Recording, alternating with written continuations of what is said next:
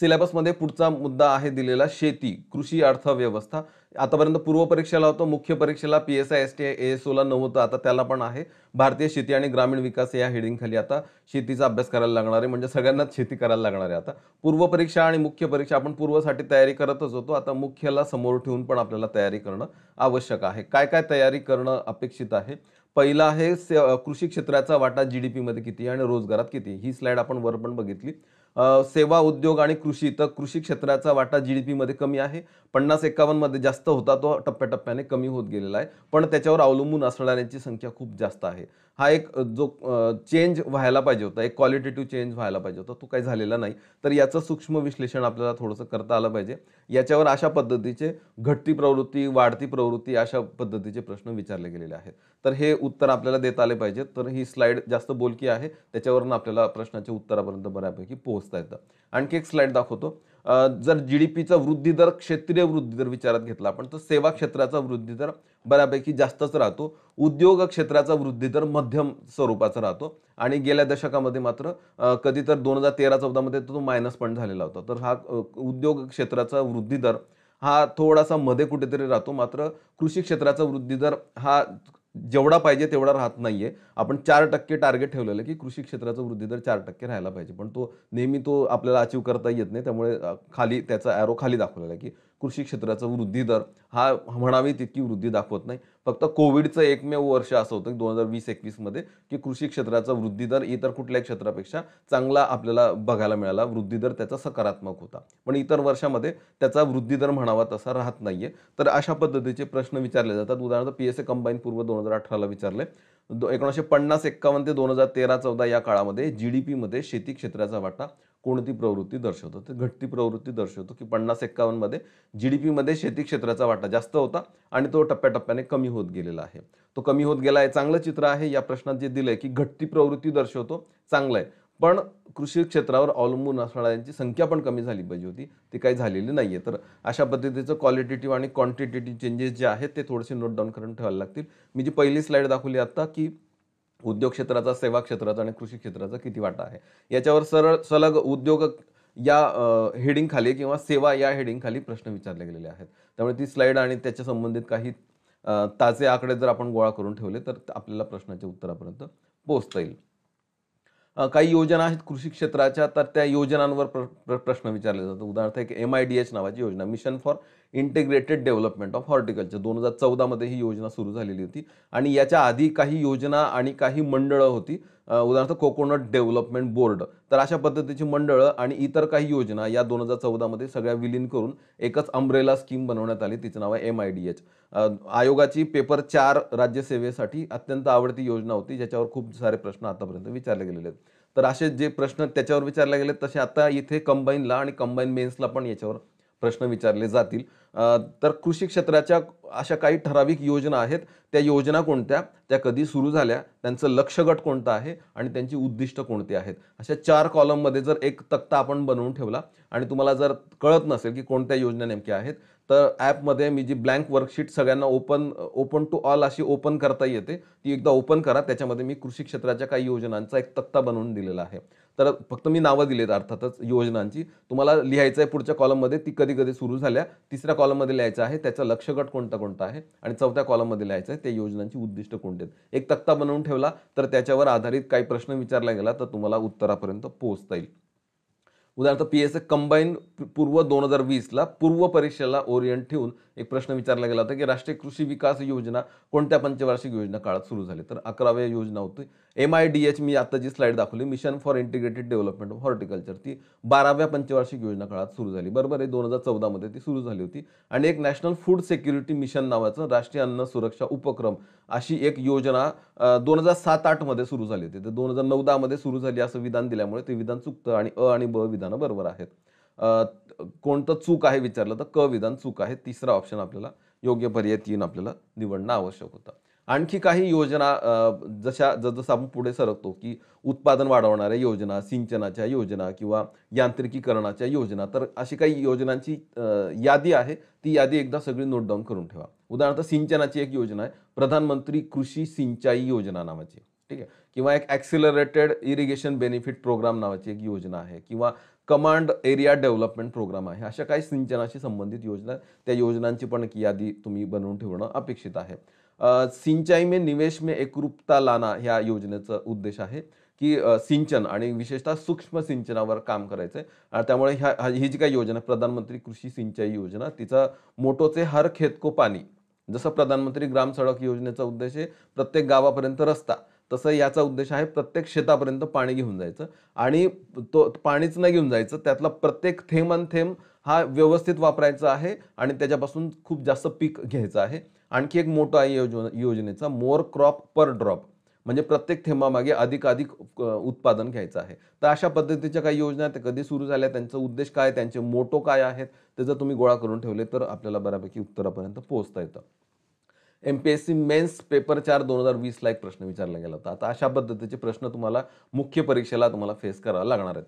कोणते काय प्रश्न आहे बघा. ॲक्सिलरेटेड इरिगेशन बेनिफिट प्रोग्राम नावाची एक योजना ही 9व्या पंचवार्षिक योजना काळामध्ये सुरू झाली होती. तर तिचं या योजनेचा उद्देश काय, तर अपूर्ण सिंचन योजना पूर्ण करण्यासाठी मदत करणं, की जे काही धरणं आहेत, डॅम्स आहेत, छोटे मध्यम आणि मोठ्या स्वरूपाचे, तर ते अपुऱ्या अवस्थेत बंद पडून राहिलेले होते. तर त्यांना गती देण्यासाठी आणि त्यांना पूर्ण करण्यासाठी, म्हणजे अपूर्ण सिंचन योजना पूर्ण करण्यासाठी केंद्र राज्यांना मदत देतं. अशा पद्धतीची ही योजना होती ॲक्सिलरेटेड इरिगेशन बेनिफिट प्रोग्राम. आणि तिचा उद्देश जर आपण नोट डाऊन करून ठेवला तर आपल्याला त्या उत्तरापर्यंत पोहोचता येतं. याला सिंचन नंतर खतं हा विषय आहे. खतांनंतर आपण रासायनिक खतं वापरत होतो आत्तापर्यंत. आत्ता आपण जैविक खतं किंवा सेंद्रिय खतं वापरायला सुरुवात केलेली आहे. एक कार्टून शेअर करतो तुमच्याबरोबर. I say we settle around here. 2 गांडूळ आहेत, ते एकमेकांशी अर्थवर्म दोन्ही एकमेकांशी चर्चा करतात की मला असं वाटतं की आपण आता इथे सेटल व्हावं.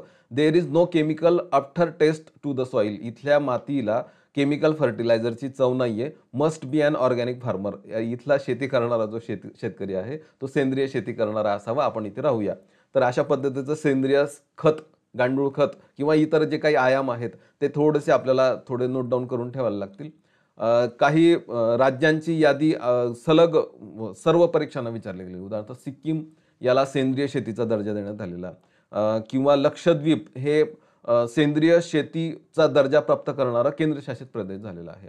आणि किवी या फळासाठी अरुणाचल प्रदेशची जी झिरो व्हॅली आहे त्या व्हॅलीला किवी फळासाठी सेंद्रिय शेतीचा दर्जा देण्यात आलेला. तर अशा पद्धतीची काही माहिती गोळा करता येते का. Zero budget natural farming ZBNF नावाने एक नवीन योजना मोदीजींनी पंतप्रधानांनी लॉन्च केलेली आहे. तिचे जीवामृत, बीजामृत, आच्छादन, वापसा असे आणि आणखी एक आहे 5 पद्धतीचे आंतरपीक, असे 5 पद्धतीचे त्याचे डायमेन्शन्स आहेत, 5 पिलर्स आहेत. तर या नवीन ज्या आधुनिक योजना आहेत आणि सेंद्रिय शेती आहे त्याच्यावर सलग प्रश्न विचारले गेलेले आहेत. तर खतं, आणि ती नसती रासायनिकच नाहीत तर जैविक खतं पण, आणि तिकडे सेंद्रिय शेती, अशा पद्धतीने जर आपण थोडीशी माहिती नोट डाऊन करून ठेवली तर आपल्याला आणखी उत्तरापर्यंत पोहोचता येईल. उदाहरणार्थ किवी हे भारतातील पहिलं प्रमाणित सेंद्रिय फळ आहे. अरुणाचल प्रदेश हे किवी फळासाठी सेंद्रिय फळाचा दर्जा प्राप्त करणारं देशातील पहिलं राज्य आहे. कंबाईन पूर्व 2021ला आता हा प्रश्न विचारला गेला होता. आधी सिक्कीमवर विचारला गेला होता, आता अरुणाचल प्रदेशवर विचारला गेलेला. अशा पद्धतीचे किसान शी संबंधित आणखी 1-2 योजना पण आहेत. किसान ड्रोन आहे, किसान रेल आहे, किसान उडान आहे. अशा पद्धतीच्या योजना पण गोळा करून ठेवा. इंडियन ॲग्रिकल्चर आतापर्यंत ड्रोन हे GIS मॅपिंगसाठी वापरत होते. उदाहरणार्थ PM स्वामित्व नावाची योजना तुम्ही ऐकून आहात, की ड्रोनने GIS मॅपिंग करायचं आणि शेताचे जे बॉर्डर्स आहेत ते कॅल्क्युलेट करायचं आणि शेतांच्या मालकीचे हक्क जे आहेत त्या शेतकऱ्यांना प्राप्त करून द्यायचे. त्याचे वाद असतील ते वादांची सोडवणूक करायची. एवढंच नाही तर गावांमध्ये प्लॉट्स आहेत, घरं आहेत, संपत्ती आहेत, त्यांचं मोजमाप करायचं. आता ड्रोनचा एवढाच वापर राहिलेला नाही तर ड्रोन्स फॉर स्प्रेइंग पण आता सुरू झालेलं आहे. आणि आत्ताच किसान ड्रोन नावाची योजना सुरू झाली. 100 ड्रोनने एकाच वेळी फवारणी करतानाचं मोदीजींनी त्याचं अनावरण केलेलं होतं. तर किसान ड्रोन काय आहे, किसान रेल काय आहे, किसान उडान काय आहे, त्याची पण एक यादी आपण जर काढून ठेवली तर आणखी आपल्याला काही प्रश्नांची उत्तरं सापडतील. PSA कंबाईन पूर्व 2021ला एक प्रश्न विचारला होता. भारतीय शेतीतील उत्पादकता प्रामुख्याने 2 बाबींवर अवलंबून आहे. Productivity in Indian agriculture mainly dependent on 2 sets of factors, technological factors आणि इन्स्टिट्यूशनल फॅक्टर्स, अशी त्यांनी उत्तरं दिली होती. खरं तर 4ही त्याची उत्तरं दिली पाहिजे होती, पण फॅक्टर्स असा शब्द आहे प्रश्नात आणि उत्तरात फॅक्टर्स शब्द आहे म्हणून त्यांनी आणि क अशी उत्तरं देऊन टाकलेली होती. टेक्नॉलॉजिकल फॅक्टर्स आणि इन्स्टिट्यूशनल फॅक्टर्स आपण उचलले तर इन्स्टिट्यूशनल फॅक्टर्स आहेत की शेतकऱ्यांना कर्ज देणाऱ्या ज्या काही यंत्रणा आहेत, नाबार्ड, राज्य सहकारी बँक, जिल्हा मध्यवर्ती सहकारी बँक आणि गावात असणाऱ्या सोसायट्या, म्हणजे ज्याला आपण पॅक्स म्हणतो. तर ह्या इन्स्टिट्यूशनल फॅक्टर्स आहेत ना टेक्नॉलॉजिकल फॅक्टर्स. मी बऱ्याच वेळा सांगतो की आधी आपल्या दारासमोर, शेतकऱ्यांच्या दारासमोर ट्रॅक्टर असायचं, आता ड्रोन असणार आहे. तर हे टेक्नॉलॉजिकल फॅक्टर्स आहेत. ते तर टेक्नॉलॉजी किती वापरतात याच्यावर त्या क्षेत्राची प्रोडक्टिव्हिटी अवलंबून आहे, अशा पद्धतीचा प्रश्न विचारला गेला. ह्युमन रिसोर्स पण आहे आणि इरिगेशन फॅसिलिटीज पण आहे, पण आयोग त्या उत्तरांवर ठाम होतं, त्यामुळे त्याने तेच उत्तर दिलेलं आहे. ई नाम नावाची, म्हणजे इलेक्ट्रॉनिक नॅशनल ॲग्रिकल्चर मार्केट नावाची पण एक योजना आहे. जसं आपण बघितलं आता की सिंचनानंतर खतांवर आलो, खतांनंतर यांत्रिकीकरणाकडे आलो आपण, की ॲग्रिकल्चरचं मेकनायझेशन कसं होतंय, आपण ड्रोन सारख्या यंत्रणा कशा वापरतोय. पुढचा सिलेबस किंवा आपल्याला अभ्यास करणं आवश्यक आहे बाजार, की शेतकरी जे काय पिकवतात ते बाजारात विकायला काढतात कृषी उत्पन्न बाजार समित्यांमध्ये. या कृषी उत्पन्न बाजार समित्यांच्या एक ना जोडून एक national agriculture market, electronic national agriculture market बनवलं जाते. म्हणजे एखादा शेतकरी तो त्याचा माल घेऊन जाऊन एखादा दूरवरचा दुसऱ्या कृषी उत्पन्न बाजार समितीत बसणारा एखादा व्यापारी आहे, त्याच्याबरोबर तो ई ट्रेडिंग करू शकतो. त्याचा असा नियम नाही आता की तो शेतकरी तिथे फिजिकली आलेल्या व्यापाऱ्याबरोबरच त्याने व्यापार करावा असं नाहीये. तो एखाद्या सुरतमध्ये बसलेल्या तिथे कृषी उत्पन्न बाजार समितीतल्या एखाद्या व्यापाऱ्याबरोबर सुद्धा व्यापार करू शकतो, लिलावात भाग घेऊ शकतो. उदाहरणार्थ याने आता मस्टर्ड आणलेला आहे, मोहरी आणली आणि त्याने तो त्याच्याबरोबर व्यवहार करतोय. तर अशा पद्धतीने नॅशनल ॲग्रिकल्चर मार्केट किंवा बाजार विपणनामध्ये आपण ज्या काही सुधारणा करतो आहे, तर त्या पद्धतीचे प्रश्न विचारले जातात. उदाहरणार्थ एमपीएससी मेन्स 2020ला पेपर 1ला प्रश्न विचारला गेला होता, की कोणतं असं अखिल भारतीय इलेक्ट्रॉनिक व्यापारी पोर्टल आहे ज्याद्वारे देशातील सध्याचे सर्व एपीएमसी म्हणजे ॲग्रिकल्चर प्रोड्यूस मार्केटिंग कमिटी म्हणजे कृषी उत्पन्न बाजार समित्या, बाजार शेतीमाल विषयक एक जिनसी बाजारपेठ निर्मितीसाठी महत्त्वाचे आहे. म्हणजे हे सगळ्या बाजारपेठा, या सगळ्या कृषी उत्पन्न बाजार समित्या, ह्या सगळ्या मंडी एकमेकांना जोडल्या जात आहेत. कशाने? तर ई नाम हे त्याचं उत्तर होतं, ई नॅशनल ॲग्रिकल्चर मार्केट. अशा पद्धतीचे प्रश्न आता आपल्याला विचारले जाणार आहेत, मुख्यला ओरिएंटेड ठेवून किंवा पूर्वला सुद्धा विचारले जाण्याची शक्यता आहे. बाजार आणि विपणन झालं, त्याच्यानंतर आहे किमती, कृषी किमती. कृषी मूल्य, आपल्याला माहिती कृषी मूल्य आणि किमती आयोग आहे, तो मिनिमम सपोर्ट प्राइस जाहीर करतो. 3 प्रकारच्या किंमतींचं विश्लेषण तुमच्याकडे असलं पाहिजे. मग किमान आधारभूत किंमत म्हणजे काय, त्याचा उद्देश काय असतो, खरेदी किंमत ज्याला प्रोक्युरमेंट प्राइस म्हणतात, ती म्हणजे काय आणि त्याचा उद्देश काय असतो. आणि तिसरा मुद्दा आहे विक्री किंमत, म्हणजे रेशन दुकानांमध्ये अग्रक्रम कुटुंबांना ज्या दराने अन्नधान्य उपलब्ध होतो तिथल्या रेट. अशा 3 पद्धतीच्या किमती सरकार नियंत्रित करतं. इतरही आहेत, पण या 3 महत्त्वाच्या आहेत. त्या तिघांचा उद्देश काय आहे, त्या तिघांचे टार्गेट ग्रुप कोणते आहेत. तर हे कंपॅरेटिव्हली थोडंसं लक्षात ठेवलं तर आपल्याला थोडंसं उत्तरापर्यंत पोहोचता येईल. या तिन्हींमध्ये काम करते ती फूड सबसिडी. तर फूड सबसिडी कोणाला दिली जाते, त्याचा उद्देश काय आहे, आत्ता एसटीआय मेन्सला त्याच्यावर प्रश्न विचारला गेला होता. तर मिनिमम सपोर्ट प्राइस हा मुद्दा अत्यंत कळीचा, जर तुम्ही कृषी अर्थशास्त्राचा अभ्यास करताय तर सर्वाधिक प्रश्न मिनिमम सपोर्ट प्राइसवर विचारले जातात, किमान आधारभूत किमतीवर. चालू घडामोडीच्या अँगलने आत्ता आपण अनुसूचित जमातीसाठी जे काही वन्य उत्पादनं निर्माण होतात त्यांच्यासाठी पण मिनिमम प्राइस सपोर्ट स्कीम आता लागू करण्याचा निर्णय घेतलेला आहे. तर त्याला म्हटलंय MFP, मायनर फॉरेस्ट प्रोड्युसर्स.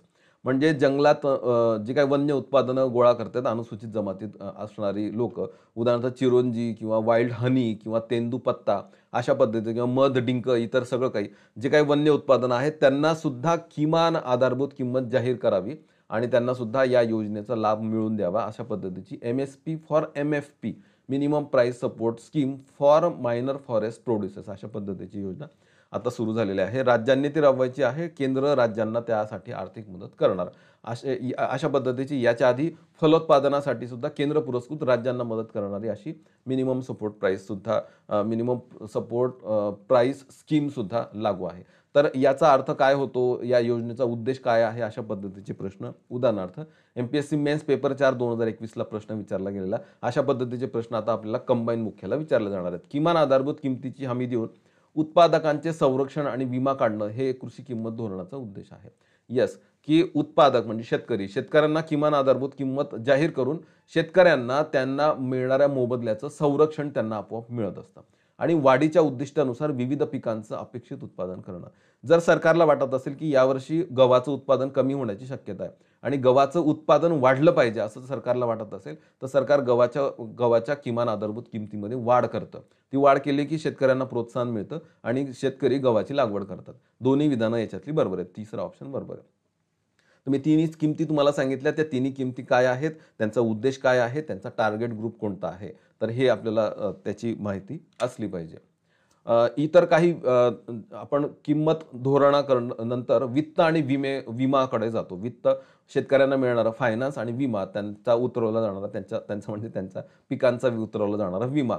अशा संबंधित काही योजनात उदाहरणार्थ हे बघा शेतकरी आहे, विमा बँका शेतकऱ्यांपर्यंत पोहोचतात किंवा शेतकरी बँकांपर्यंत पोहोचतात आणि त्या शेतकऱ्याची पत ओळखली जाते आणि ती पत ओळखून त्या शेतकऱ्याला एक कार्ड दिलं जाते, ज्याला किसान क्रेडिट कार्ड असं म्हटलं जातं. त्या किसान क्रेडिट कार्डमध्ये एक लिमिट त्याला अनाउन्स झालेलं असतं. त्या लिमिटमध्ये त्याची शेतजमीन आणि त्याचं पीक पेरा हे सगळं बघून त्याला एक लिमिट अनाउन्स केलं जातं आणि त्या लिमिटद्वारे तो बँकेतनं त्याच्यानंतर कुठली कागदपत्र सादर न करता, म्हणजे एक तारण असेल तर तारण द्यायला लागेल फक्त, पण कुठली कागदपत्र सादर न करता त्याला इझिली बँकेकडनं त्या लिमिटच्या खाली लोन मिळतं. तर अशा पद्धतीचे किसान क्रेडिट कार्ड योजना आहे किंवा वित्त या क्षेत्रामध्ये किंवा विमा क्षेत्रामध्ये आपण गेलो तर प्रधानमंत्री फसल विमा योजना आहे. अशा योजनांची सुद्धा तुम्हाला थोडीशी बेसिक माहिती गोळा करणं अपेक्षित आहे. उदाहरणार्थ एमपीएससी मेन्स पेपर 4 2021ला प्रश्न विचारला गेला की किसान क्रेडिट कार्ड योजना शेतकऱ्यांना टिंब सुलभतेने मिळण्यासाठी सुरू करण्यात आलेली आहे. तर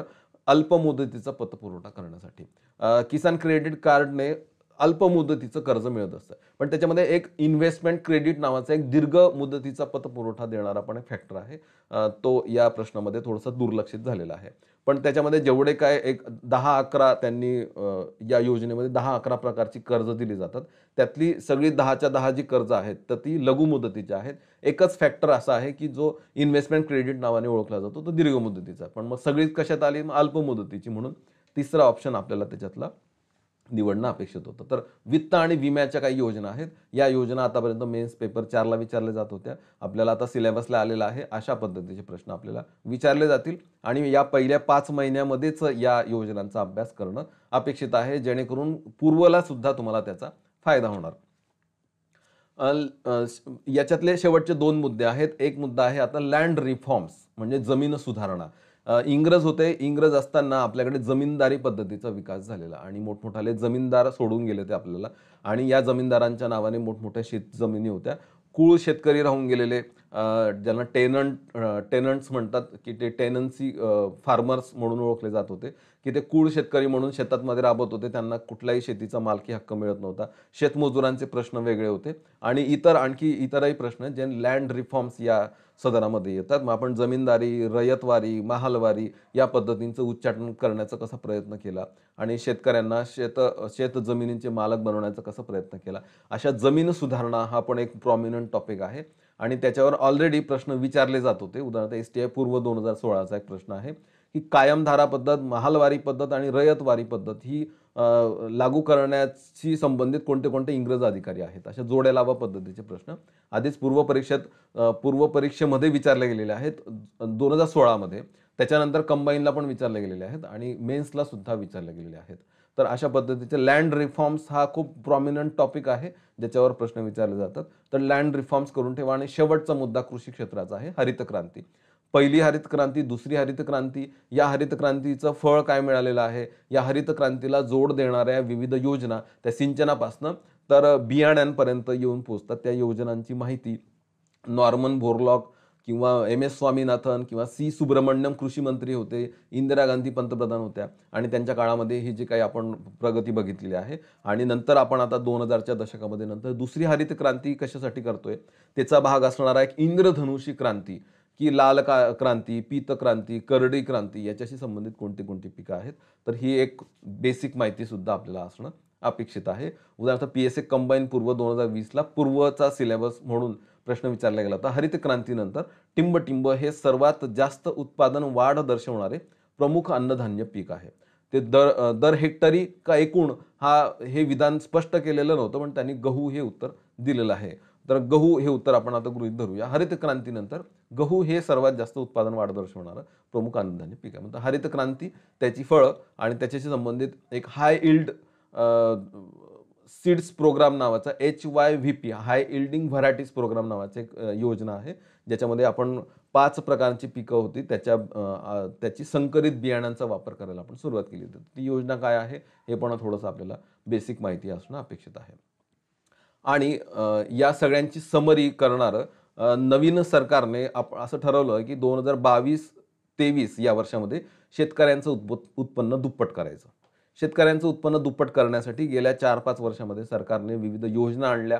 उदाहरणार्थ PM किसान नावाची योजना, जी थेट खात्यामध्ये शेतकऱ्यांना लाभ देणारी योजना आहे. याच्यावर अजून तरी एखाद दोनच प्रश्न विचारले गेलेले आहेत येत्या परीक्षांमध्ये. आता पूर्वला पण आणि मुख्यला पण सिलेबस झालेला आहे, तर याच्यावर आता प्रश्न विचारले जातील. PM किसान योजना कधी सुरू झाली, तिचा लक्ष्यगट काय आहे, शेतकऱ्यांना दर वर्षाला त्यांच्या थेट खात्यामध्ये किती पैसे जमा होत आहेत आणि युनिव्हर्सल बेसिक इन्कमशी PM किसान योजना कशी निगडित आहे, ही साधारणतः आपल्याला माहिती असणं आवश्यक आहे. शेतकऱ्यांचं उत्पन्न दुप्पट करायचं असेल तर विपणन, मार्केटिंग याच्यामध्ये सुधारणा झाल्या पाहिजेत आणि त्याच्यासाठी अलीकडे केंद्र सरकारने 3 कृषी कायदे केले होते, 3 फार्म लॉज संमत केले होते.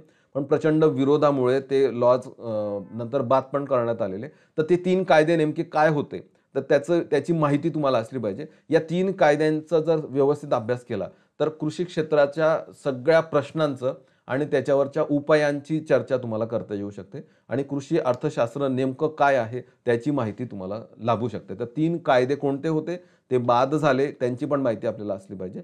शेतकऱ्यांचं उत्पन्न दुप्पट करायचं 2022-23 पर्यंत, त्याची माहिती असली पाहिजे आणि PM किसानशी संबंधित आणखी तुमच्याकडे माहिती गोळा करता आली तर ती पण नोट डाऊन करून ठेवा.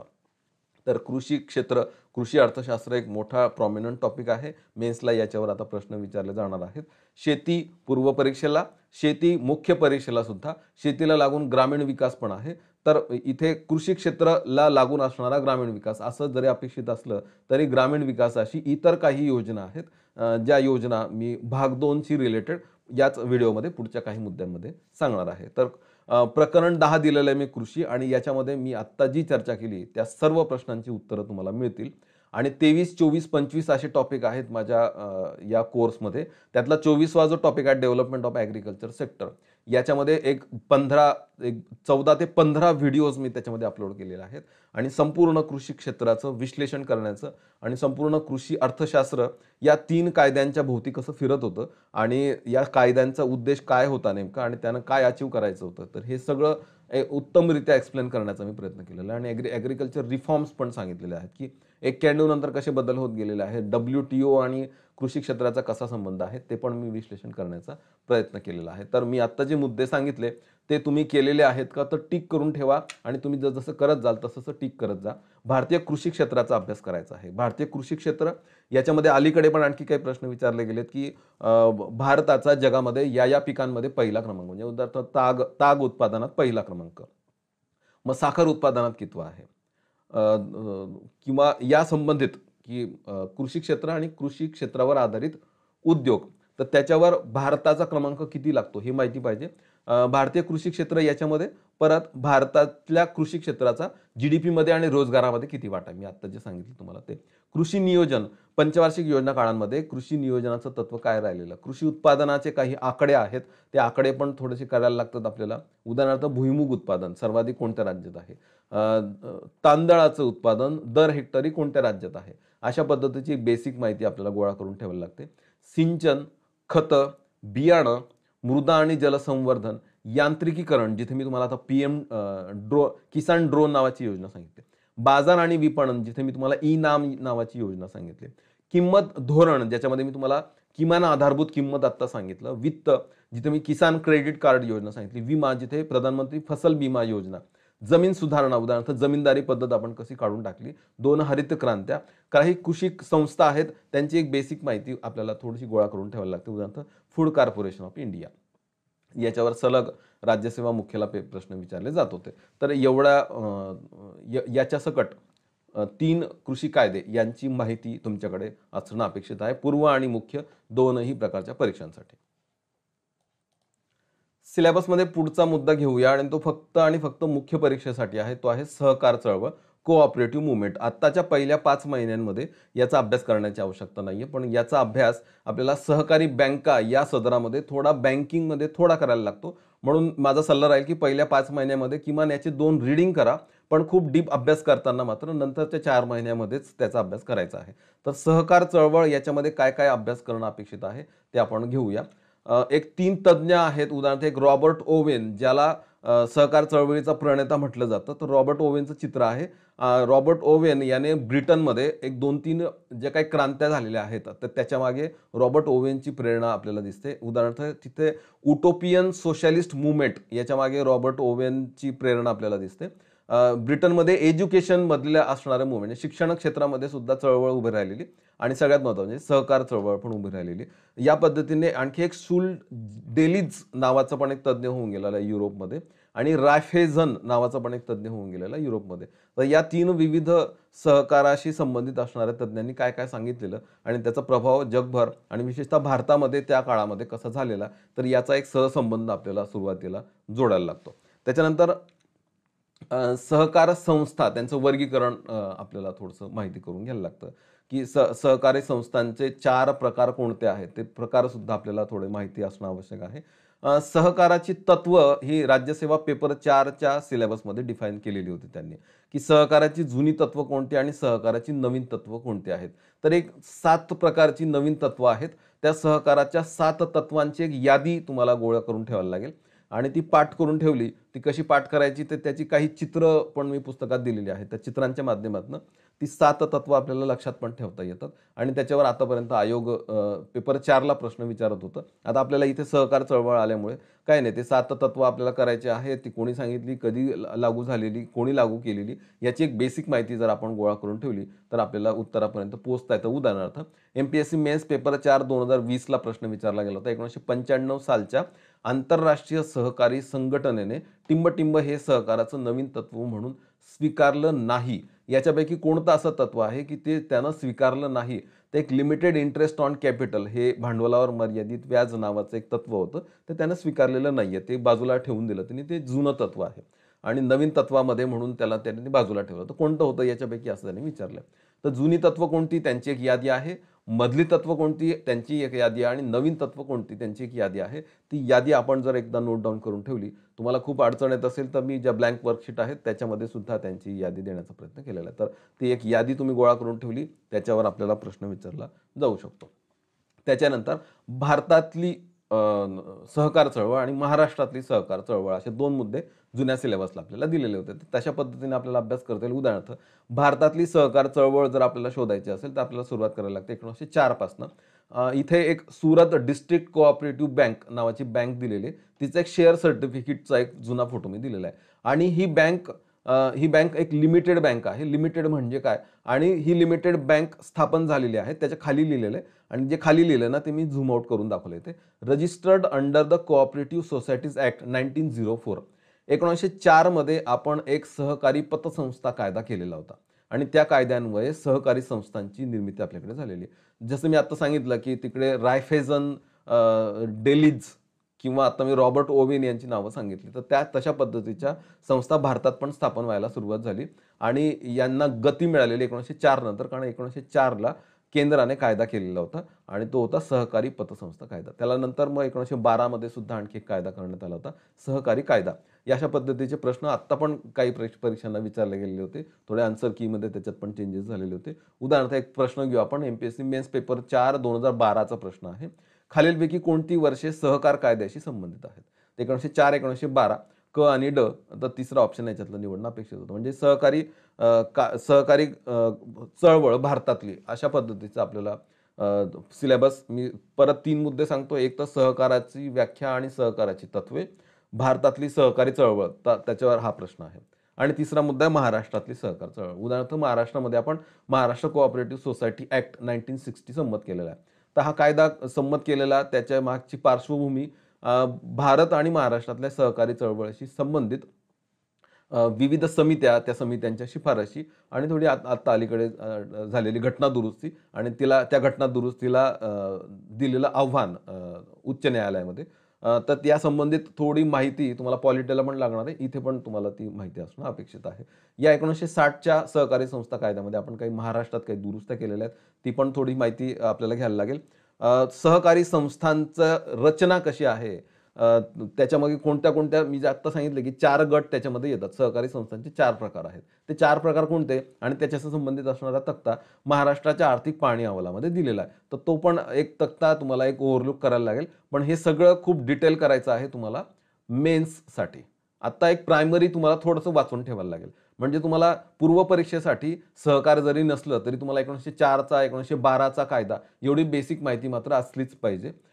2013 मध्ये आपण महाराष्ट्राच्या या कायद्यामध्ये काही दुरुस्त्या केलेल्या होत्या. त्याच्यावर मेन्स पेपर 4 2013ला एक प्रश्न विचारला होता. तो प्रश्न आपण आता काही सोडवणार नाहीये. पण काय प्रश्न कुठल्या पद्धतीचे विचारले गेलेले आहेत, पेपर 4 राज्यसेवा मुख्यला समोर ठेवून, तर त्या पद्धतीचे प्रश्न आता पॅरलल आपल्याला विचारले जातील. म्हणजे आपल्याला आयडिया पाहिजे की एक्झॅक्ट आपल्याला काय अभ्यास करायचा आहे. तर सहकार चळवळ हा मुद्दा आपल्याला पूर्व परीक्षेला नाहीये, मुख्य परीक्षेलाच त्याचा अभ्यास करायचा आहे. पूर्व परीक्षेला फक्त वाचून ठेवायचं आहे, डीप अभ्यास करायचा मुख्य परीक्षेसाठी. माझ्या पुस्तकामध्ये मी 11वं प्रकरण सहकार चळवळ नावाचं दिलेलं आहे आणि माझ्या कोर्समध्ये 26वा टॉपिक, याच्यामध्ये मी 3 व्हिडिओज अपलोड केलेले आहेत आणि याच्यामध्ये अगदी बारीक विश्लेषण पण केलेलं आहे सहकार चळवळीचं.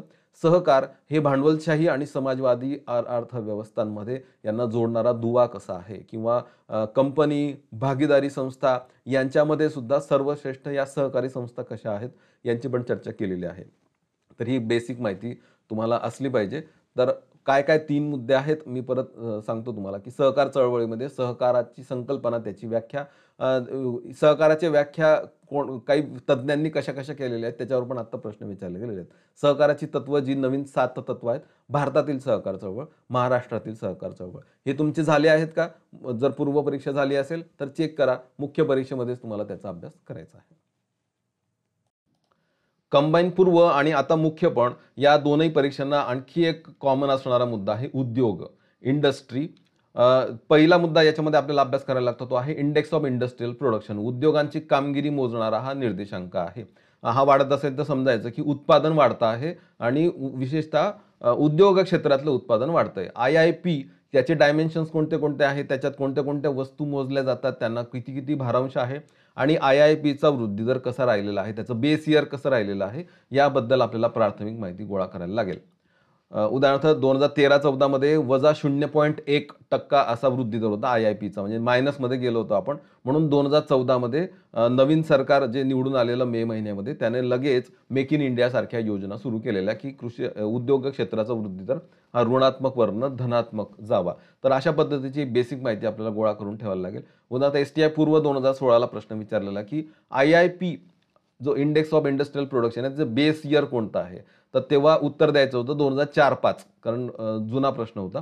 2004-5 हे बेस इयर होतं. आपण अलीकडे बेस इयर स्वीकारलेलं 2011-12, म्हणून मी या प्रश्नामध्ये खाली टिप देऊन ठेवली. अलीकडे 2011-12 हे स्वीकारण्यात आलेलं आहे. तर IIP त्याचा वृद्धी दर 2013-14चा ऋणात्मक होता, याच्यावर पण आता अलीकडे राज्यसेवा मुख्याला प्रश्न विचारले गेलेले आहेत. IIP मध्ये कोणत्या-कोणत्या वस्तूंची गणना केली जाते ते पण विचारलं गेलेलं आहे आणि इथं बेस इयरचा पण प्रश्न विचारला गेला. तर IIP बद्दल एक बेसिक माहिती आपल्याला गोळा करणं अपेक्षित आहे. औद्योगिक धोरण 1991चं औद्योगिक धोरण सगळ्यात महत्त्वाचं, ज्याला नवीन औद्योगिक धोरण म्हटलं जातं. 1956चं पण महत्त्वाचं आहेच, पण 1991चं सगळ्यात महत्त्वाचं आहे. हे चित्र एक बोलकं आहे बघा, की असं समजा की हे इंडियन इंडस्ट्रीज होते 1991च्या आधी आणि हे भारत सरकार आहे. तर सर्व भारत सरकारच्या नियंत्रणात होतं. कंट्रोल्ड इकॉनॉमी होती, रेग्युलेटेड इकॉनॉमी होती, इंडस्ट्रियल रेग्युलेशन केलं जात होतं. म्हणजे उद्योगांवर नियंत्रण ठेवलं जात होतं. अनुसूची अ, ब आणि क निर्माण केलेल्या होत्या. तर 1991च्या धोरणाने हे जे रेग्युलेशन आहे ते दूर करण्याला सुरुवात झाली, ज्याला आपण इंडस्ट्रियल रिफॉर्म्स म्हणतो आणि ज्याला नंतर दुसऱ्या भाषेमध्ये आपण लिबरलायझेशन, उदारीकरण असं म्हणतो. तर हे जे रिमोट आहे, रिमोटचे सेल काढून टाकले मनमोहन सिंग आणि तेव्हाचं जे सरकार, नरसिंहराव सरकार होतं त्यांनी, आणि विनियंत्रण करायला सुरुवात केली, ज्याला इंडस्ट्रियल डिरेग्युलेशन असं म्हटलं जातं. डिरेग्युलेशन म्हणजे इंडस्ट्रींना हवं तसं उत्पादन घेऊ द्यायला आपण सुरुवात केली. हव्या त्या क्षेत्रामध्ये इंडस्ट्री स्थापन करायला सुरुवात केली. त्यांचं जे परवाना धोरण होतं, ज्याला लायसन्स राज असं म्हटलं जातं, ते लायसन्स राज आपण दूर केलं आणि या रस्त्यात येणारे सगळे बॅरियर्स दूर करून टाकले, ज्याला डिरेग्युलेशन असं म्हटलं जातं. आणि 1991 नंतर या डिरेग्युलेशनला सुरुवात केलेली आहे. 1991चं औद्योगिक धोरण या दृष्टीने महत्त्वाचं. त्याला बाधक ठरणारे काही कायदे होते, ते कायदे पण आपण बाद केलेले, त्याच्यावर पण प्रश्न विचारले गेलेले आहेत. त्या प्रश्नांमध्ये त्याची चर्चा करतो. उदाहरणार्थ PSI पूर्व 2014ला प्रश्न विचारला की नवीन औद्योगिक धोरण 14 जुलै 1991 रोजी जाहीर केलं गेलेलं. तर हे विधान बरोबर होतं. सार्वजनिक क्षेत्रातील उद्योगांसाठी निर्गुंतवणुकीचं धोरण स्वीकारण्यात आलं. म्हणजे एकीकडे खाजगी उद्योगांना सगळं रान मोकळं तर करूनच दिलं. सार्वजनिक उद्योगांमधून डिसइन्व्हेस्टमेंट, निर्गुंतवणूक करायला पण सुरुवात केलेली होती. आणि ब दोन्ही बरोबर आहेत आणि हे धोरण, तर हा त्याचा परिणाम आहे, हे पण बरोबर आहे. तर दुसरं विधान ॲक्च्युअल बरोबर याच्यामधलं आपल्याला सोडवायचं होतं. STI-MENS 2020ला विचारलं गेलेलं की मी जे 2 कायदे आता त्यांचा उल्लेख करणार होतो, ते आहे एक तर फेरा कायदा नावाचा कायदा होता, जो 1973 मध्ये केला होता. 1999 मध्ये आपण फेराच्या ऐवजी फेमा कायदा केलेला होता. आणि एक MRTP नावाचा कायदा होता, तो बदलून आपण 2002 मध्ये त्याच्याऐवजी स्पर्धा कायदा, कॉम्पिटिशन ॲक्ट बनवलेला होता. तर या कायद्यांवर वारंवार प्रश्न विचारले गेलेले आहेत. उद्योग या सदरामध्ये औद्योगिक धोरण या हेडिंग खाली आपल्याला हे 2 प्रश्न ठरलेले आहेत, ते परत परत विचारले जातात. उदाहरणार्थ, फेरा कायदा रद्द करून कोणता कायदा करण्यात आला, तर फेमा कायदा करण्यात आला. सी ऑप्शन याच्यातलं निवडायचं होतं, योग्य पर्याय 4. किंवा MRTP कायदा म्हणजे monopolies restrictive and trade practices act नावाचा ॲक्ट आपण बाद केलेला कोणत्या कायद्यान्वये, तर स्पर्धा कायदा 2002. 1969 मध्ये हा कायदा आपण केलेला होता, तर 2002 मध्ये बाद केला आपण, त्याच्याऐवजी आपण कॉम्पिटिशन ॲक्ट संमत केलेला. तर 1991चं औद्योगिक धोरण याच्याशी संबंधितच या सुधारणा आहेत. त्यामुळे त्या सलग आपल्याला तशाच्या तशा लक्षात ठेवायच्या आहेत. काही इंडस्ट्रियल स्कीम्स आहेत उद्योग क्षेत्राच्या विकासासाठी अनाऊन्स झालेल्या. उदाहरणार्थ, startup India, skill India, make in India. India नावाने ज्याच्या काही योजना आहेत आणि सगळ्यात महत्त्वाचं म्हणजे make in India. Make in India, startup India, skill India, standup India, आणखी त्याच्यात नाव नाही आहे. तर या इंडिया नावाने ज्या काही योजना ज्या उद्योग क्षेत्राच्या विकासासाठी महत्त्वाच्या ठरतात, त्या योजनांची पण आपल्याला थोडीशी बेसिक माहिती गोळा करून ठेवायला लागेल. ज्या आत्ता विशेषतः 2014 नंतर उद्योग क्षेत्राच्या विकासासाठी सुरू करण्यात आले आहेत. उदाहरणार्थ, MPSC मेन्स पेपर 4 2021ला प्रश्न विचारला गेला, देशांतर्गत व विदेशी गुंतवणूकदारांनी भारतामध्ये गुंतवणूक करण्यासाठी जागतिक स्तरावर पुढाकार घ्यावा, यासाठी भारताच्या पंतप्रधानांनी 25 सप्टेंबर 2014ला कोणत्या योजनेची घोषणा केली, तर मेक इन इंडिया तिसरा ऑप्शन आहे. 25 सप्टेंबर 2014, मे 2014 मध्ये निवडणुका झालेल्या. 2013-14चा IIP ऋणात्मक आलेला, म्हणून 25 सप्टेंबर 2014ला नवीन सरकारने मेक इन इंडिया नावाची योजना सुरू केली. त्याच्यावर प्रश्न विचारला गेला, स्टँडअप इंडियाचं टार्गेट कोण, किंवा स्टार्टअप इंडिया या योजनेमध्ये त्या योजनेचा मोटो काय आहे, या संबंधित प्रश्न विचारले गेलेले. तर या 2-3 ज्या योजना आहेत, त्या योजनांची पण एक बेसिक माहिती, कधी सुरू झाल्या, कोणासाठी सुरू झाल्या आणि काय उद्दिष्ट आहेत, एक बेसिक त्याचा पण एक तक्ता करून ठेवला तर तुम्हाला प्रश्नाच्या उत्तरापर्यंत पोहोचता येईल. इंडियन इंडस्ट्रियल स्ट्रक्चर, त्याच्यामध्ये मोठे उद्योग आणि छोटे उद्योग. मोठे उद्योग मग त्याच्यामध्ये कृषी आधारित उद्योग आहेत, उदाहरणार्थ साखर उद्योग, ताग उद्योग किंवा कापड उद्योग, अशा पद्धतीचे जे मोठे इंडस्ट्रीज आहेत तिकडे जे कृषी आधारित आहेत, त्यांची एक बेसिक माहिती आपल्याला गोळा करून ठेवायला लागेल. आणि इतर इंडस्ट्रीज आहेत, उदाहरणार्थ सिमेंट उद्योग आहे, लोह उद्योग आहे, लोह पोलाद उद्योग, कोळसा उद्योग, त्यांची पण एक बेसिक माहिती आपल्याला गोळा करून ठेवायला लागते. अलीकडे आयोगाचा विचारण्याचा ट्रेंड असं झालेला आहे की या उत्पादनामध्ये भारत कोणत्या क्रमांकावर आहे जगामध्ये, त्या उत्पादनात भारत कोणत्या क्रमांकावर आहे, तर त्याची एक बेसिक माहिती आपण गोळा करून ठेवली की कुठे कुठे पहिला आहे, कुठे कुठे दुसरा आहे, कुठे कुठे तिसरा आहे, तर त्याच्यावर आपल्याला काही उत्तरं देता येतात. उदाहरणार्थ, ज्यूट उत्पादनात पहिले आहोत आपण, ठीक आहे. हे ज्यूट उद्योगाला प्रोत्साहन देणारे एक योजना पंतप्रधानांनी लॉन्च केली होती. पश्चिम बंगालच्या निवडणुका होत्या त्याच्या 1 महिना आधी. तर त्या संबंधित देशातील द्वितीय क्रमांकाचा कृषी प्रधान उद्योग कोणता, किंवा सर्वात जुना संघटित क्षेत्रातील उद्योग कोणता, नवीन तंत्रज्ञानाचा वापर कोणत्या उद्योगामध्ये होतो, किंवा जलद औद्योगिकीकरण कोणत्या उद्योगामुळे झालेला आहे. तर PSC कंबाईन पूर्व 2022ला अशा पद्धतीचा प्रश्न विचारला गेलेला. तर सुती उद्योग, लोह स्टील उद्योग, साखर उद्योग, वाहन उद्योग याच्याशी संबंधित एक बेसिक माहिती आपल्याला गोळा करून ठेवणं अपेक्षित आहे. खूप जास्त डिटेल नाही, पण एक बेसिक माहिती तरी आपल्याकडे असली पाहिजे.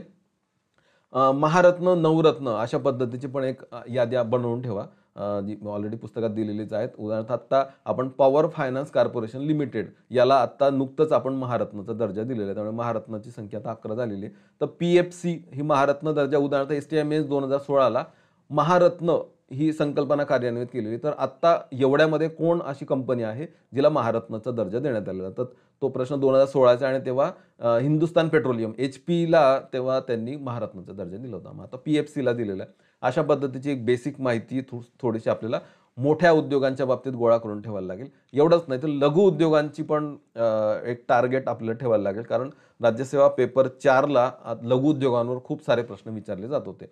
आता आपल्याला मेन्सला उद्योग आहेच, STI मेन्सला होतंच. आता सर्वच पद्धतीच्या म्हणजे PSI आणि एवढंच नाही तर ASO आणि तेवढंच नाही तर गट क सगळ्याच त्यांच्यासाठी पण आपल्याला लघु उद्योगांची एक बेसिक माहिती गोळा करून ठेवायला लागेल. पहिली माहिती आहे लघु उद्योगांचं वर्गीकरण. MSME जे म्हणतो आपण त्याला, M म्हणजे मायक्रो, S म्हणजे स्मॉल आणि M म्हणजे मीडियम, E म्हणजे एंटरप्राइजेस म्हणजे उपक्रम. तर त्यांचं वर्गीकरण आपण कसं करतो? आता अलीकडे ते वर्गीकरण बदललेलं आहे. ते वर्गीकरण हे इन्व्हेस्टमेंटवर आधारलेलं आहे आणि ॲन्युअल टर्नओव्हरवर आधारलेलं आहे. तर ही माहिती तुमच्याकडे असेलच, नसेल तर एकदा नोट डाऊन परत करून ठेवा. उद्योगांचं, लघु उद्योगांचं वर्गीकरण करणारा जो तक्ता आहे, तो तक्ता पाठ करून ठेवायला लागेल. उदाहरणार्थ STI पूर्व 2016ला विचारलं होतं, की मध्यम उपक्रमांची व्याख्या करताना त्याच्यात किती गुंतवणूक असणं अपेक्षित आहे. तर 5 कोटी ते 10 कोटी हा निकष होता. आत्ताचा चालू जो निकष आहे, तो आपल्याला पाठ करून ठेवावा लागणार आहे, की सूक्ष्म विचारलं तर, लघु विचारलं तर आणि मध्यम विचारलं तर आपल्याला त्याच्या उत्तरापर्यंत आणि हक्काचा मार्क आहे, तो आपल्याला सोडवता येईल. लघु उद्योगांना प्रोत्साहन देणाऱ्या काही योजना म्हणजे मोठ्या उद्योगांच्या सरकार प्रोत्साहन देतं, सरकार आयात निर्यात करतं, सरकार उदारीकरण करतंय आणि त्यानं मोठ्या उद्योगांनाच फायदा होतोय किंवा सरकार जे काही सवलती जाहीर करतं त्याचा मोठ्या उद्योगांनाच फायदा होतोय. लघु उद्योगांसाठी काम केलं पाहिजे. अमेरिकेत होत नाही पण भारतात ते होतंय. लघु उद्योगांना चालना देण्याचा आपण प्रयत्न करतोय. म्हणून आपण त्यांची व्याख्या ठरवलेली आहे. एक मेमे शेअर करतो तुमच्याबरोबर. When MSMEs fail to return the loan due to corona crisis. कोरोनामध्ये जेव्हा लघु उद्योग त्यांनी घेतलेलं कर्ज परत करू शकत नव्हते. हा लघु उद्योग आहे, तो म्हणतो किधर से लाके देगा रे बाबा, की मी जे कर्ज घेतलं होतं त्याचं मुद्दल आणि व्याज कसं फेडणार मी आता. तर credit guarantee fund trust for micro and small enterprises CGTSME नावाची स्कीम त्या कोरोना काळामध्ये सरकारने जाहीर केली होती. ती स्कीम म्हणते, हम करते हे प्रबंध, आप चिंता मत करिये, की आम्ही तुमची काळजी घेऊ. लघु उद्योगांना कसं प्रोत्साहन दिलं जातं, त्यांच्यावर असणाऱ्या अडचणी, उदारीकरणामुळे त्यांच्यावर ज्या गदा येत आहेत किंवा बंद पडतायत लघु उद्योग, तर त्यांच्या अडचणी आणि त्याच्यावरचे उपाय, सरकार त्याच्यासाठी काय उपाय करते, काय योजना करते. उदाहरणार्थ ही स्कीम, आता या स्कीमचं नाव आपल्याला दिसतंय. ते एक बेसिक माहिती आपल्याला लघु उद्योगांची गोळा करून ठेवायला लागेल. उदाहरणार्थ MPSC मेन्स पेपर 4 2018ला प्रश्न विचारला होता. अशा पद्धतीचे प्रश्न आपल्याला फेस करायला लागतील. राष्ट्रीय लघु उद्योग मंडळाची स्थापना 1955 मध्ये झाली किंवा या महामंडळाचा मुख्य उद्देश लघु उद्योगांनी यंत्र पुरवणे हा आहे किंवा जिल्हा उद्योग केंद्र कार्यक्रम कधी सुरू झाला. तर या संबंधित लघु उद्योगांची काही बेसिक माहिती आहे. त्या माहितीच्या बाहेर प्रश्न जाणार नाहीये. थोडं सोप्या पद्धतीचेच प्रश्न येणार आहे हे पण ठरलेलं आहे. पण आपल्याला त्याची बेसिक माहिती असलीच पाहिजे. म्हणजे मी हे स्किप करणार, लघु उद्योग करणार नाही, असं चालणार नाही. आपल्याला सगळंच करायला लागणार आहे. कारण प्रत्येक टॉपिकवर आता प्रश्न येऊ शकणार आहेत. तर उद्योग या सदरामध्ये आपल्याला पूर्वमध्ये सुद्धा उद्योग करायचे होतेच. आता मुख्य परीक्षेत पण उद्योग करायचे. तर उद्योग हा मुद्दा आपल्याला पूर्व, मुख्य दोन्ही ठिकाणी कामात येणार आहे. 12वं प्रकरण मी दिलेलं आहे माझ्या पुस्तकामध्ये. याच्यामध्ये IIP पासून हे प्रकरण सुरू होतं. तर लघु उद्योग आणि औद्योगिक आजारपण याच्यापर्यंत मी त्याच्यामध्ये माहिती दिलेली आहे. 27, 28, 29, 30 एवढे व्हिडिओज आणि त्याच्यात पण काही सब व्हिडिओज आहेत. ते सगळे इंडस्ट्री सेक्टरशी संबंधित आहेत. त्याच्यामध्ये मी मोठे उद्योग, लघु उद्योग, महारत्न उद्योग, औद्योगिक सुधारणा, 1991चं औद्योगिक धोरण, नंतर झालेलं 2011 मध्ये जाहीर झालेलं राष्ट्रीय उत्पादन धोरण यांच्याबद्दल माहिती दिली आणि इंडस्ट्रियल रिफॉर्म्स. MRTP हा कसा बदलतोय, फेरा हा कसा बदलतोय, तो का बदलला आणि अनुसूची अ, ब, क मध्ये कसे बदल झालेले, डी लायसन्सिंग, डी रेग्युलेशन आपण कसं केलेलं याबद्दल मी माहिती त्याच्यामध्ये दिलेली आहे. तर टिक करा तुम्ही हे केलेलं आहे का. भारतीय उद्योग क्षेत्र, त्याचा वाटा GDP मध्ये, त्याच्यात आपण काय काय गणना करतो, IIPने आपण ती कामगिरी कसं मोजतो, औद्योगिक धोरणं आणि 1991चं औद्योगिक धोरण, 2011चं उत्पादन धोरण, औद्योगिक विकास योजना, उदाहरणार्थ आत्ता आपण बघितलं मेक इन इंडिया. महाराष्ट्रातील औद्योगिक विकास हे महाराष्ट्राच्या आर्थिक पाहणी अहवालात पण आहे, माझ्या पुस्तकात पण मी दिलेलं आहे. महाराष्ट्राचं औद्योगिक धोरण सुद्धा आपल्याला करून ठेवायला लागेल. उद्योगांची रचना, उद्योगांचं वर्गीकरण, मोठ्या उद्योग ज्यांची एक निवडक यादी मी तुम्हाला सांगितली, लघु उद्योगांची एक निवडक यादी सांगितली. औद्योगिक आजारपण हा राज्यसेवा जुन्या सिलेबसला एक मुद्दा त्यांनी दिलेला होता, इंडस्ट्रियल सिकनेस. तर त्याच्यामध्ये एक कायदा मी दिलेला आहे, तर त्याची एक बेसिक माहिती आपल्याला असणं अपेक्षित आहे. कृषी झाला, उद्योग झालं, आता तिसरं क्षेत्र आहे सेवा क्षेत्र. सेवा क्षेत्र मात्र फक्त मुख्य परीक्षेसाठीच आहे. STI मेन्सला होतं, राज्यसेवा पेपर 4ला होतं. आता ते सगळ्याच परीक्षांना मुख्य परीक्षेला असणार आहे. सेवा क्षेत्र जे टर्शरी सेक्टर म्हणून आपण ओळखतो, सेवा क्षेत्राचं सगळं आलबेल चाललेलं आहे. त्याच्यावर अवलंबून असणाऱ्यांची संख्या पण कमी आहे आणि एकूण GDP मध्ये त्याचा वाटा सर्वाधिक राहिलेला आहे. सेवा क्षेत्रातल्या कंपन्या आता खूप श्रीमंत पण झालेल्या आहेत. उदाहरणार्थ एक कार्टून आहे तिकडच्या देशांमधलं. बोईंग, सिअर्स, IBM, GM मोटर्स यासारख्या कंपन्या ज्या उत्पादन क्षेत्रामध्ये, उद्योग क्षेत्रात काम करतात. त्यांच्याकडे काम करणारी लोक कमी, त्यांना लोकांना कामावरून काढून टाकावं लागतंय आणि त्यांचा उद्योग क्षेत्राचा वाटा किंवा उद्योग क्षेत्राचा IIP घटल्यामुळे ते संकटात सापडलेले दिसतात आपल्याला आणि सेवा क्षेत्राचा आलबेल चाललेला आहे. बट हे the service sector is steel hiring. सेवा क्षेत्राचा विकास होतोय, तिथे लोकांना काम मिळतंय, आलबेल चाललेलं आहे सगळं. म्हणजे Amazonच बघा ना, Amazon इतक्या कमी वेळेमध्ये अगदी गतिशील होऊन पुढे गेलेलं आहे, जे स्वतः काहीच तयार करत नाही. म्हणजे इसकी टोपी उसके सर करतं फक्त. आणि Amazon सर्व्हिस सेक्टरमध्ये काम करणारी एक कंपनी आता एक जायंट झालेली आहे आणि श्रीमंतांच्या पहिल्या 5 मध्ये तो जेफ बेझोस बसतो. तर सेवा क्षेत्राचा विकास कसा होतोय ते आपल्याला या कार्टूनने पण समजेलच आणि ते कसं एम्प्लॉय करतात लोकांना ते पण आपल्याला कळतं आणि त्याच्यावर अवलंबून असणाऱ्यांची संख्या कमी असल्यामुळे तेच श्रीमंत कसे होत आहेत ते पण आपल्याला आता जाणवते. ASO मेन्स 2019चा प्रश्न जो आपण याच्या आधी पण बघितलेला आहे की तृतीय क्षेत्राचा शेकडा हिस्सा किती राहिलेला आहे GDP मध्ये, तर तो 50% वर आहे. त्यामुळे 57.42 हा ऑप्शन आपल्याला त्याच्यामधला निवडता येत होता. टर्शरी सेक्टरमध्ये काय काय येतं तर एक ट्रेड येतं, ट्रान्सपोर्ट येतं, टुरिझम येतं, जे 3T म्हणून आपण ओळखतो. ट्रेड म्हणजे व्यापार, इंटरनल एक्सटर्नल म्हणजे आयात निर्यातीशी संबंधित सेवा पण त्याच्यामध्ये येतात आणि इथलं अगदी किराणा दुकानापर्यंतचा होलसेल असू दे, रिटेल असू दे, सगळे ट्रेड हे सगळ्या सेवा या क्षेत्रामध्ये येतात. ट्रान्सपोर्ट, वाहतूक सेवा सगळ्या या टर्शरी सेक्टरमध्ये येतात आणि पर्यटन, टुरिझम हे सुद्धा टर्शरी सेक्टरमध्ये येतं. तर ते टी आहेत, 3: trade, transport, tourism. Personal services म्हणजे मेकॅनिक देतो ती, जज देतो ती, वकील देतो ती, डॉक्टर देतात ती, शिक्षक देतात ती, बँका देतात त्या, या सगळ्या पर्सनल सेवा आहेत, पर्सनल सर्व्हिसेस आहेत. बँका इकडे टाकता येईल आणखी आपल्याला. फायनान्शियल ॲक्टिव्हिटीज, फायनान्शियल सर्व्हिसेस बँका देतात त्या, किंवा मीडिया देतं ते, रेडिओ देतं ते, इंटरनेट देतं ते, टेलिव्हिजन देतं ते, या सगळ्या सेवा आहेत. तर मीडिया, फायनान्शियल ॲक्टिव्हिटीज या सगळ्या सेवा आहेत. 3T: trade, transport, tourism. Personal services, media services, financial services या सगळ्या आपण टर्शरी सेक्टरमध्ये टाकतो. या संबंधित मी आता जे 3T जायंट सांगितले, ट्रेड, ट्रान्सपोर्ट, टुरिझम, याच्यावर प्रश्न विचारला MPSC मेन्स पेपर 4 2019ला की CSO नुसार सेवा क्षेत्राच्या वर्गीकरणात खालीलपैकी कोणत्या क्षेत्राचा समावेश होत नाही. मग सेवा क्षेत्रामध्ये ट्रेड येतं, हॉटेल येतं, ट्रान्सपोर्ट येतं, टुरिझम येतं, स्टोरेज, कम्युनिकेशन येतं, real estate sector and finance येतं, फायनान्शियल सेक्टर, बँका येतात त्याच्यामध्ये. आणि वरीलपैकी काहीही नाही असा ऑप्शन येतो. म्हणजे सगळेच येतात वरचे असं त्याचा अर्थ आहे. सेवा क्षेत्रात हे सगळे वरचे मोडतात असं त्याचा अर्थ होतो. पर्यटन, टुरिझम येतं. टुरिझमवर एक मेम आहे, best tourist guides in India. ते कार्टूनमधून किंवा त्या मेममधून तुम्हाला काय घ्यायचं ते घ्या. तर टुरिझम हे एक मोठं क्षेत्र आहे. त्या टुरिझमवर आर्थिक पाणी अहवालामध्ये काही आकडे दिले आणि त्याच्यावर प्रश्न विचारलेला PSC कंबाईन पूर्व 2022ला. 2019 नुसार भारतातील देशांतर्गत उत्पन्नातील पर्यटनाचा वाटा किती टक्के आहे? 9.34% असं त्याचं उत्तर त्यांनी दिलेलं होतं. याची की अजून यायची आहे. भारतातील देशांतर्गत उत्पन्नामध्ये पर्यटनाचा, टुरिझमचा वाटा किती आहे?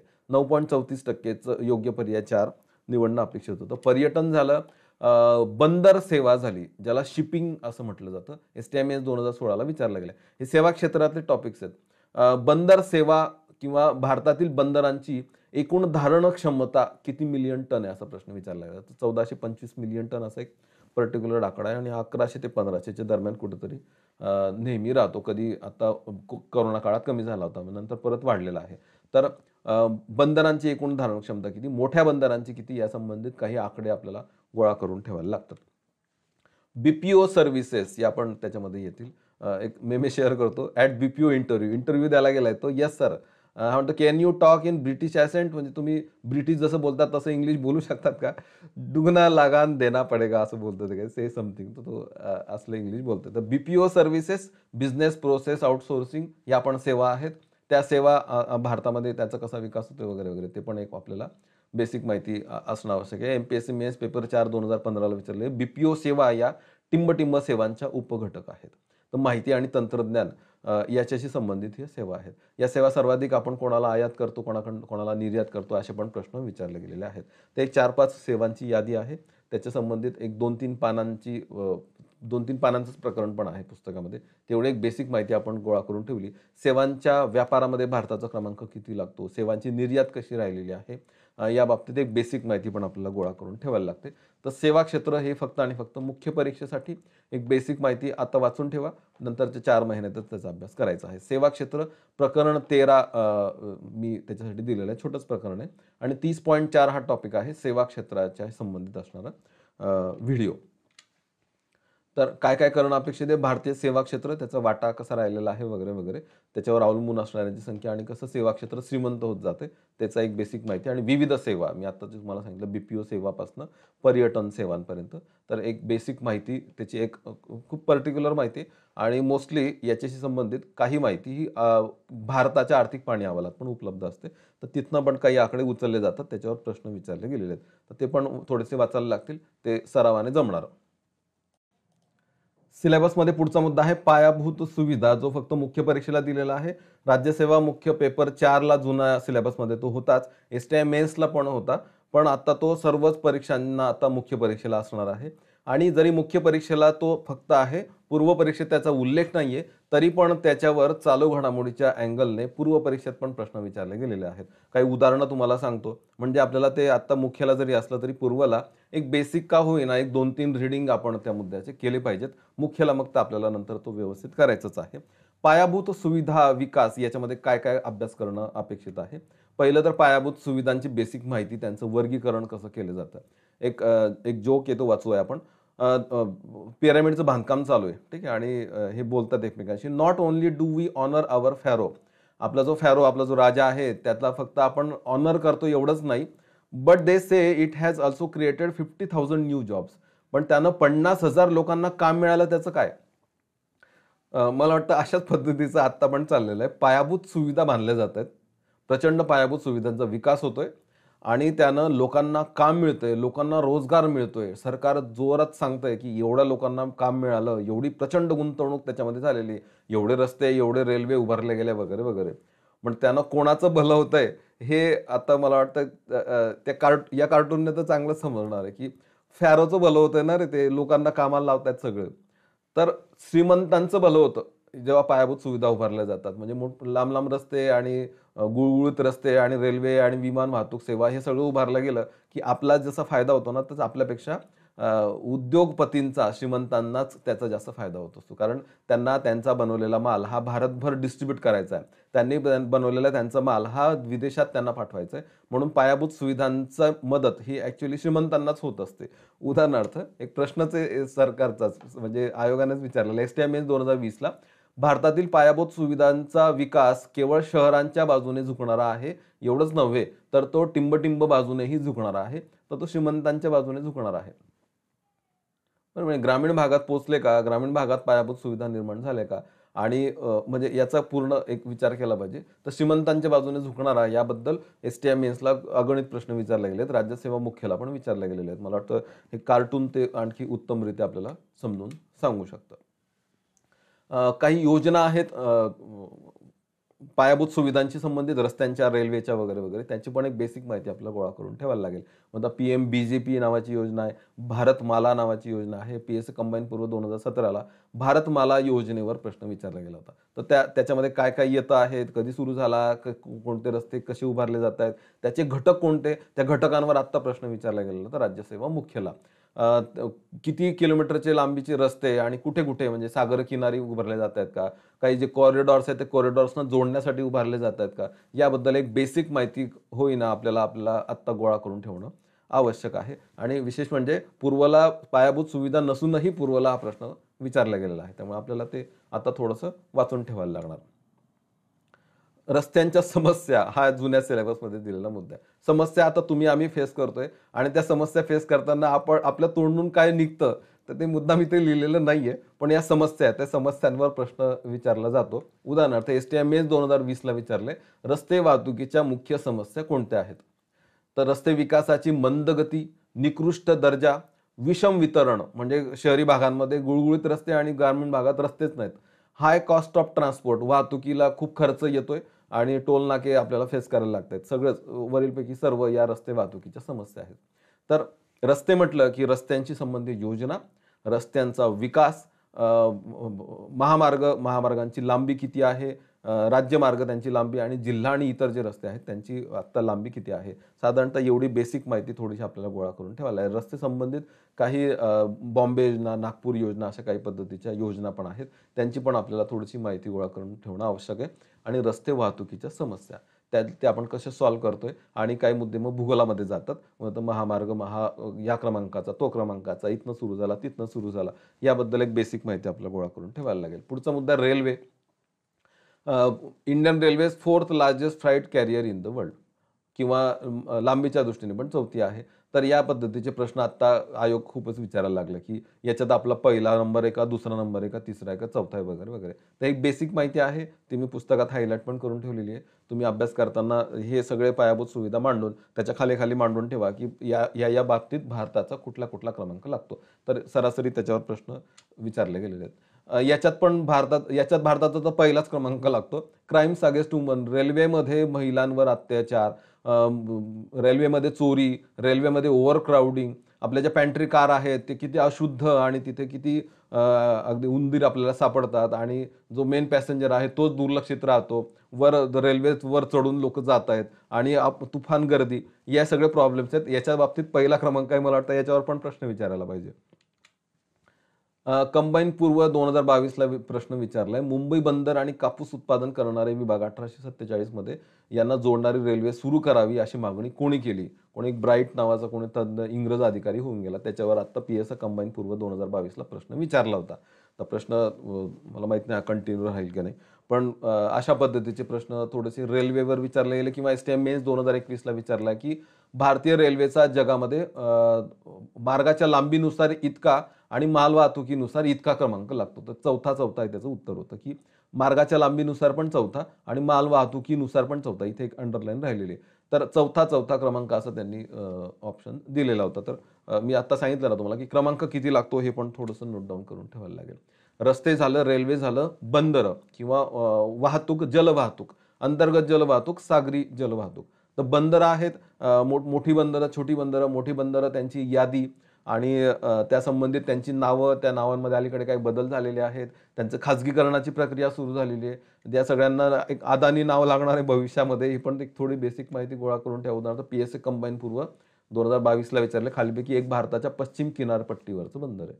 कोणतं? ते कांडला बंदर, हे जे आपण स्वातंत्र्यानंतर विकसित केलेलं आहे. पश्चिम किनारपट्टीवरचं महत्त्वाचं बंदर. अशा पद्धतीची मोठ्या बंदरांच्या त्याचे पर्टिक्युलर एक तक्ताच आहे. त्या तक्ता जर केला तर त्या सगळ्या मोठ्या बंदरांची माहिती आपल्याला थोडीशी घेता येते. काही अपडेट्स पण आहेत. उदाहरणार्थ आता आपण मुंबई आणि नवी मुंबई एक फेरी सर्व्हिस आपण अशी पाण्यात चालणारी टॅक्सी सुरू केलेली आहे. तर त्याची एक बेसिक माहिती थोडीशी गोळा करून ठेवा. कशी सुरू झाली, त्याचे काय मार्ग आहेत वगैरे वगैरे.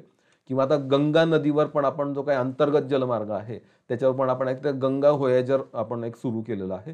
तर क्रूज शिपसारखं छोटं, तर ते पण एक बेसिक माहिती असू देत. अंतर्गत जलमार्ग आपण काही राष्ट्रीय जलमार्ग घोषित केलेले आहेत. तर पहिले जे 5 राष्ट्रीय जलमार्ग आहेत त्यांची पण एक बेसिक माहिती मुख्यला आपल्याला लागणार आहे. तर ती पण थोडीशी माहिती गोळा करून ठेवा. आणि जसं भारतमाला मी सांगितलं तसं सागरमाला नावाची योजना आहे.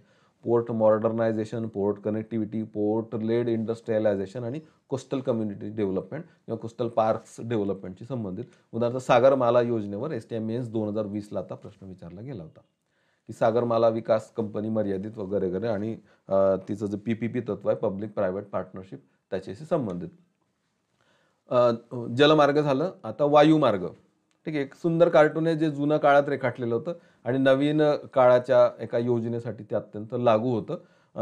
आर के लक्ष्मण यांचं हवाई चप्पल इन हवाई उडान, म्हणजे उडान नावाची योजना सुरू केलेली आहे आम नागरिकसाठी. म्हणजे जे जिल्हा स्तरावर दुर्लक्षित क्षेत्रात राहतात किंवा अगदी आमच्या जळगाव सारख्या शहरामध्ये, की ज्या मोठमोठ्या शहरांना जोडलेलं नाहीये, पण अशा शहरांमध्ये उडान योजनेन्वये विमानतळ उभारून आता आमच्याकडनं पण विमानं जायला लागलेत. तर उडान योजनेने हवाई चप्पल घालणारे लोक उडान घालतायत अशा पद्धतीचं हे कार्टून आहे. ठीक आहे. हे चपला घातलेले लोक म्हणजे तुमच्या आमच्यासारखे जे मध्यमवर्गीय आहेत ते सुद्धा आता विमानाने प्रवास करू शकणार आहेत. तर यासाठी उडान योजना सुरू झालेली आहे. तर विमान वायुमार्ग त्या संबंधित असणाऱ्या मोठमोठ्या कंपन्या एअर इंडिया झालं किंवा त्या संबंधित असणारं जे काही खाजगीकरण आपण केलेलं होतं, आधी राष्ट्रीयकरण आणि नंतर खाजगीकरण, पहिली हवाई वाहतूक कुठे झालेली या संबंधित आता गेल्या काही प्रश्नपत्रिकांमध्ये प्रश्न विचारलेले आहेत. तर वाहतूक त्या संबंधित एक किसान उडान नावाची पण योजना सुरू झालेली आहे. तर एक बेसिक माहिती याच्याशी संबंधित काही गोळा करता आली. तर उदाहरणार्थ ग्रुप सी पूर्व परीक्षेला प्रश्न विचारला बघा. आता ग्रुप सीचा पण सिलेबस तोच आहे आणि पूर्वला पायाभूत सुविधा असं लिहिलेलं नाहीये, पण त्याच्यावर प्रश्न विचारला गेलेला आहे की भारतात हवाई परिवहनाची सुरुवात 1911 मध्ये कोणी केली. तर जॉर्ज लाईट हे त्यांनी उत्तर दिलेलं होतं. कुठूनतरी संदर्भ त्यांनी शोधून आणला. STM मेन्सला उडान योजनेवर प्रश्न विचारला गेलेला आहे. मी आता ज्या योजनेचं तुम्हाला नाव सांगितलं ती. हे झालं वायुमार्ग झालं. शेवटचं आहे ऊर्जा. सगळ्यात महत्त्वाचं ऊर्जा. एक कार्टून शेअर करतो तुमच्याबरोबर. बिजली दप्तर. लाईट गेलेली आहे आणि तो विचारायला गेला की लाईट का गेली बाबा. तो म्हणतो कोयला नाही है. तो म्हणतो मैं कोयला मांगने आया भी नहीं भाई, मैं तो बिजली मांगने आया हूँ. वीज, लाईट, इलेक्ट्रिसिटी, पॉवर का गेलेली आहे ते मला सांग. कोळशाचं मला काय करायचं. त्याला हेच माहित नाही की ते कोळसा जाळून इलेक्ट्रिसिटी बनते. ठीक आहे. तर ऊर्जेमध्ये औष्णिक ऊर्जेचा वाटा किती आहे, पवन ऊर्जेचा वाटा किती आहे, सौर ऊर्जेचा वाटा किती आहे, त्याच्यामध्ये कार्यरत असणाऱ्या विविध यंत्रणा, विविध योजना. उदाहरणार्थ आपण आता एक PFC नावाची कॉर्पोरेशन बघितलं, पॉवर फायनान्स कॉर्पोरेशन, ज्याला महारत्नाचा दर्जा दिलेला आहे. त्याच्याबद्दल एक बेसिक माहिती आपल्याला गोळा करून ठेवायला लागेल. INDC intended nationally determined contribution, जे पॅरिस परिषदेत आपण सांगून आलेलो आहे, त्याचा आणि आपल्या पवन ऊर्जा, सौर ऊर्जा आणि जी पुनर्निर्मितीक्षम ऊर्जा आहे त्याचा काय संबंध आहे. पुनर्निर्मितीक्षम, अपुनर्निर्मितीक्षम ऊर्जा आपण असे वर्गीकरण कसं करतो त्याची एक बेसिक माहिती आपल्याला ऊर्जा क्षेत्रात लागणार आहे. सौर ऊर्जा याचं कसं महत्त्व वाढतंय त्याची पण आपल्याला बेसिक माहिती गोळा करून ठेवायला लागेल. गुवाहाटी हे आपण पहिलं रेल्वे स्टेशन भारतातलं विकसित केलेलं आहे, जे पूर्णपणे सोलर पॉवर्ड असं रेल्वे स्टेशन आहे. आणि अशा पद्धतीच्या सरकारी यंत्रणा आपण आता सोलर पॉवरवर ट्रान्सफर करतोय. तर या संबंधित जे काही आधुनिक पुनर्निर्मितीक्षम ऊर्जामध्ये आपण जे काही काम करतोय त्याच्याबद्दल सुद्धा थोडीशी माहिती आपल्याला विचारली जाईल. उदाहरणार्थ PSC कंबाईन पूर्व 2021ला एक प्रश्न होता, ज्याची नंतर आन्सर की बदलून आली की कौटुंबिक क्षेत्राला पुरवली जाणारी वीज जगात सर्वात स्वस्त आहे का, किंवा विजेचा दर उद्योगांसाठीचा जगात सर्वाधिक आहे का, आणि भारतातील वीज वितरणाचा खर्च परतावा समाधानकारक आहे का. अशा पद्धतीचे प्रश्न, ज्याचे सोर्सेस शोधणं सुद्धा अवघड आहे. अशा पद्धतीचे प्रश्न आपल्याला स्किप करायचे आहेत. पण अशा पद्धतीचे प्रश्न आपल्याला 100% आपल्याला क्लिक करून यायचं. STM 2020ला प्रश्न विचारला की ऊर्जेचा स्रोत अपारंपरिक आहे, याच्यापैकी कोणता नॉन कन्व्हेन्शनल आहे. तर सोलर एनर्जी, जो म्हणजे संपणार नाहीये. ठीक आहे ना. आणि जो अपारंपरिक म्हणजे याच्या आधी आपण वापरत नव्हतो ऊर्जा म्हणून, आपण त्याला आत्ता वापरायला सुरुवात केलेली आहे, म्हणून अपारंपरिक असं म्हणायचं. तर सौर ऊर्जा आहे त्याचं उत्तर होतं. तर ऊर्जा हे पायाभूत सुविधा. तर रस्ते, रेल्वे, जलमार्ग, वायुमार्ग आणि ऊर्जा याच्याशी संबंधित बेसिक माहिती आपल्याला, जी मी आत्ता तुम्हाला सांगितलं की गट क पर्यंत सुद्धा पूर्व परीक्षेला याच्यावर प्रश्न विचारले गेलेले आहेत. यांचा आत्ताच अभ्यास थोडासा का होईना आपल्याला करायला लागणार आहे. तर पायाभूत सुविधा विकास मला तर सांगायला लागेल की मुख्य परीक्षेलाच डिफाईन आहे, पण पूर्व परीक्षेला तुम्हाला ते वाचायला लागणार. या सर्व पायाभूत सुविधांची माहिती मी 14व्या प्रकरणात दिलेली आहे. आणि 30.5 पासून पुढचे जे सब व्हिडिओ मी अपलोड केलेले आहेत ते पायाभूत सुविधांशी संबंधित आहेत. ऊर्जा वगैरे असे काही व्हिडिओ माझे बनवायचे बाकी आहेत, लवकरच मी त्याच्यामध्ये अपलोड करणार आहे. तर तुम्ही टिक करा, एवढे पॉईंट्स तुम्ही वाचलेले आहेत का. पायाभूत सुविधा, त्यांचं वर्गीकरण, त्यांचं महत्त्व आणि श्रीमंतांना त्या कशा फायदेशीर ठरतात या संबंधित काही बेसिक माहिती. रस्ते, रेल्वे, जलवाहतूक, त्याच्यामध्ये अंतर्गत जलवाहतूक आणि सागरी जलवाहतूक, विमान वाहतूक, वीज याच्याशी संबंधित बेसिक माहिती तुम्हाला गोळा करून ठेवायला लागेल.